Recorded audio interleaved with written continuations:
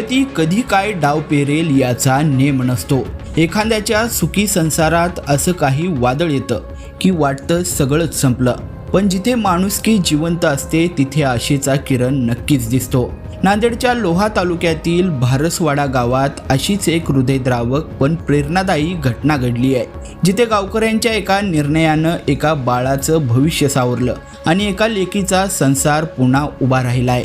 अवघ्या 6 महिन्यांपूर्वी शीतल आणि संतोष सुभाष धनुरे यांचं लग्न झालेलं होतं। सुखाचा संसार सुरू होता, स्वप्नांचे इमले बांधले जात होते। शीतल 3 महिन्यांची गर्भवती होती। घरात पाळणा हलणार या आनंदाने संपूर्ण कुटुंब हरकून गेलेलं होतं। पण 21 मार्चचा तो काळरात्र ठरलेला दिवस आला। राहटी फाटा येथे झालेल्या एका भीषण अपघातात 24 वर्षीय संतोषचा दुर्दैवी मृत्यू झाला। एका क्षणात होत्याचं नव्हतं झालं। शीतलचं कुंकू पुसलं गेलं आणि पोटात असणाऱ्या न जन्मलेल्या बाळाने जगाच्या उंबरट्यावर येण्यापूर्वीच पित्याचं छत्र गमावलं। संपूर्ण गावात शोककळा होती।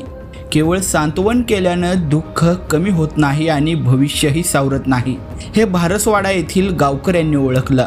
संकटात सापडलेल्या या कुटुंबाला सावरण्यासाठी माजी सरपंच पप्पू हलगे आणि गावातील सुजान मंडळींनी पुढाकार घेतला।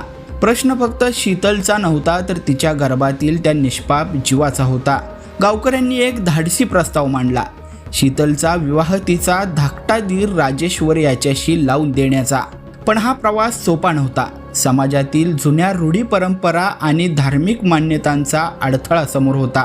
विधवा वहिनीचा विवाह धीराशी लावणं हे आजही अनेक ठिकाणी निषिद्ध मानलं जातं।